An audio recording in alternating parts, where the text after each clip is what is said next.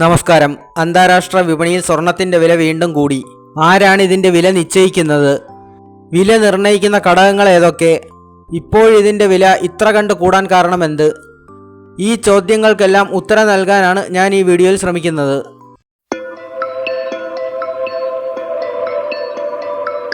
സ്വർണം എന്നുള്ളത് അത് ഇന്ത്യക്കാരെ സംബന്ധിച്ചിടത്തോളം സുരക്ഷിതമായ നിക്ഷേപം എന്നതിലുപരി ഒരു സംസ്കാരത്തിൻ്റെ ഭാഗം കൂടിയാണ്.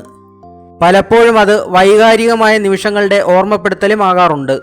അതിനാൽ തന്നെ ഇനി എത്ര വില കൂടിയാലും അത് വാങ്ങുന്ന പ്രക്രിയ നാം ഉപേക്ഷിക്കില്ല. ഏതൊരു വസ്തുവിനെയും പോലെ തന്നെ അതിന് എത്രത്തോളം ഡിമാൻഡ് കൂടുന്നോ അതിൻ്റെ വിലയും കൂടും. സ്വർണത്തിന് വില കൂടുന്നതിൻ്റെ അടിസ്ഥാന കാരണം ഇത് തന്നെയാണ്. സ്വർണം ഒരു സുരക്ഷിതമായ നിക്ഷേപമാണ് എന്നൊരു ധാരണ എന്ന് മനുഷ്യനിൽ ഉണ്ടായോ അന്നു മുതൽ ഇതിൻ്റെ വിലയും കയറി തുടങ്ങി എന്ന് തന്നെ പറയാം. ഇതുകൂടാതെ ഓരോ സമയങ്ങളിലും ഇതിൻ്റെ വിലയെ സ്വാധീനിക്കുന്ന അനേകം ഘടകങ്ങളുമുണ്ട്. ഇതിലൊന്നാണ് കറൻസിയുടെ മൂല്യമിടിയൽ. ഇത്തരം സന്ദർഭങ്ങളിൽ ജനങ്ങൾ അവരുടെ നിക്ഷേപം സ്വർണത്തിലേക്ക് മാറ്റുന്നു. ഈ ഒരു സാഹചര്യം സ്വർണത്തിൻ്റെ വില വർധനവിന് ഒരു കാരണമാണ്. പിന്നെ ഒന്ന് ബാങ്ക് പലിശ കുറയ്ക്കുന്ന സാഹചര്യമാണ്. ഇവിടെയും സ്വർണം ഒരു ബദൽ നിക്ഷേപമാവുന്നു. ആഗോള സാമ്പത്തിക മാന്ദ്യം പോലെയുള്ള സാഹചര്യങ്ങൾ ഉടലെടുക്കുമ്പോൾ സ്വർണത്തിലെ നിക്ഷേപം വർദ്ധിക്കാറുണ്ട്. മറ്റൊരു ഘടകം ആഗോള സംഘർഷങ്ങളാണ്. ഈ ഒരു അവസ്ഥയിലും മറ്റേതൊരു നിക്ഷേപത്തെക്കാളും സുരക്ഷിതമായ ഒരു നിക്ഷേപമായിട്ടാണ് സ്വർണത്തെ പരിഗണിക്കുന്നത്. ഇതൊക്കെയാണ് സ്വർണ്ണവിലയെ സ്വാധീനിക്കുന്ന പ്രധാന ഘടകങ്ങൾ എന്ന് പറഞ്ഞു. എന്നാൽ ദൈനംദിന വിപണിയിൽ സ്വർണത്തിൻ്റെ വില എത്രയായിരിക്കണം എന്ന് നിശ്ചയിക്കുന്ന ഒരു അന്താരാഷ്ട്ര ഏജൻസിയെക്കുറിച്ചാണ് ഇനി പറയാൻ പോകുന്നത്. അതാണ് London bullion market association, LBMA എന്ന ചുരുക്കപ്പേരിൽ അറിയപ്പെടുന്നു. പേര് സൂചിപ്പിക്കുന്നത് പോലെ തന്നെ ഇതിൻ്റെ ആസ്ഥാനം ലണ്ടനിലാണ്. 23 രാജ്യങ്ങളിൽ നിന്നായി 152 കമ്പനികൾ ചേർന്നതാണ് ഈ സംഘടന. ഇവിടെ കമ്പനികൾ എന്ന് പറയുമ്പോൾ സ്വർണത്തിൻ്റെ വിവിധ പണികളുമായി ബന്ധപ്പെട്ട കമ്പനികളാണ്. അതായത് സ്വർണത്തിൻ്റെ മൈനിങ്, പ്രോസസ്സിംഗ്, ട്രാൻസ്പോർട്ടേഷൻ, ട്രേഡ്. ഇതിൽ 60 എണ്ണം UK ആസ്ഥാനമായി പ്രവർത്തിക്കുന്നവയും 20 എണ്ണം US ആസ്ഥാനമായി പ്രവർത്തിക്കുന്നവയുമാണ്. 4 ഇന്ത്യൻ കമ്പനികൾക്ക് മാത്രമാണ് ഇതിൽ അംഗത്വമുള്ളത്. ഇതിൽ നിന്ന് തന്നെ നമുക്ക് മനസ്സിലാക്കാം ഇന്ത്യക്ക് ഈ മേഖലയിൽ എത്രമാത്രം സ്വാധീനമാണ് ഉള്ളതെന്ന്.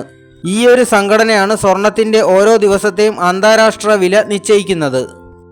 ഇന്ത്യയിൽ അന്താരാഷ്ട്ര സ്വർണ്ണ ഇറക്കുമതി നിയന്ത്രിക്കുന്നത് റിസർവ് ബാങ്ക് ആണ്. റിസർവ് ബാങ്ക് നിലവിൽ 3 ബാങ്കുകൾക്കാണ് സ്വർണം ഇറക്കുമതി ചെയ്യാൻ അനുമതി നൽകിയിട്ടുള്ളത്. അത് Indian overseas bank, Punjab national bank, union bank എന്നിവയാണ്. 2023 ഏപ്രിൽ മുതൽ 2024 ഫെബ്രുവരി വരെയുള്ള കാലയളവ് നോക്കിയാൽ ഇന്ത്യയുടെ സ്വർണം ഇറക്കുമതി 38% വർദ്ധിച്ചത്. ഇത് ഇന്ത്യൻ രൂപയുടെ മൂല്യം ഇടിയാനും ഒരു കാരണമായി. ഇത്തരത്തിൽ ഇറക്കുമതി ചെയ്യപ്പെടുന്ന സ്വർണം ഇന്ത്യയിൽ എത്ര രൂപയ്ക്ക് വിൽക്കണം എന്ന് തീരുമാനിക്കുന്നത് ഇന്ത്യയിലെ മറ്റൊരു ഏജൻസിയാണ്. അതാണ് ഇന്ത്യൻ ബുള്ളിയൻ ജുവലേഴ്സ് അസോസിയേഷൻ അഥവാ IBJA. ബുള്ളിയൻ എന്നാൽ ശുദ്ധമായ സ്വർണം അല്ലെങ്കിൽ വെള്ളി എന്നാണ് അർത്ഥം. ഇനി സ്വർണ്ണവില എന്തുകൊണ്ട് ഇപ്പോൾ ഇത്രയധികം വർദ്ധിച്ചു എന്നതിലേക്ക് കടക്കാം. ഇതിൽ ഒന്നാമത്തെ കാര്യം ചൈനയിൽ കണ്ടു തുടങ്ങിയ സാമ്പത്തിക മാന്ദ്യമാണ്. ലോകത്തിൽ ഉൽപ്പാദിപ്പിക്കുന്ന സ്വർണത്തിലെ നല്ലൊരു പങ്കും വാങ്ങിക്കൂട്ടുന്നത് ചൈനയിലെ സെൻട്രൽ ബാങ്ക് ആണ്. The people's bank of China അഥവാ PBOC എന്നാണ് ഇതറിയപ്പെടുന്നത്. ചൈനയിൽ സാമ്പത്തിക മാന്ദ്യത്തിന്റെ ലക്ഷണം കണ്ടപ്പോൾ ഒരു സുരക്ഷിത നിക്ഷേപം എന്ന രീതിയിൽ ഈ ബാങ്ക് സ്വർണം അധികമായി വാങ്ങിക്കൂട്ടാൻ തുടങ്ങി.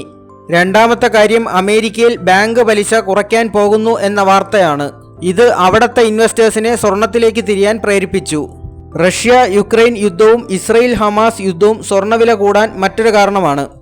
ഏതൊക്കെ യുദ്ധം വന്ന് ഏതൊക്കെ കറൻസിയുടെ വാല്യൂ നഷ്ടപ്പെട്ടാലും സ്വർണത്തിന്റെ മൂല്യം കാലാന്തരത്തിൽ കയറും എന്ന വിശ്വാസമാണ് ജനങ്ങളെ ഇങ്ങനെ ചിന്തിപ്പിക്കാൻ പ്രേരിപ്പിക്കുന്നത്. സ്വർണ്ണവില ഇനി ഒരു കാലത്തും കുറയില്ലേ എന്നായിരിക്കും പലരുടെയും സംശയം. ചില അവസരങ്ങളിൽ താൽക്കാലികമായ വിലയിടിവ് വന്നാലും കാലാന്തരത്തിൽ സ്വർണത്തിന്റെ വില കൂടാൻ തന്നെയാണ് സാധ്യത. മറിച്ച് സംഭവിക്കണമെങ്കിൽ സ്വർണത്തിനെ കവച്ചു വയ്ക്കുന്ന മറ്റൊരു ലോഹം മനുഷ്യൻ കണ്ടുപിടിക്കണം. കൂടുതൽ അപ്ഡേറ്റ്സുകൾ വരും വീഡിയോകളിൽ പ്രതീക്ഷിക്കാം. താങ്ക്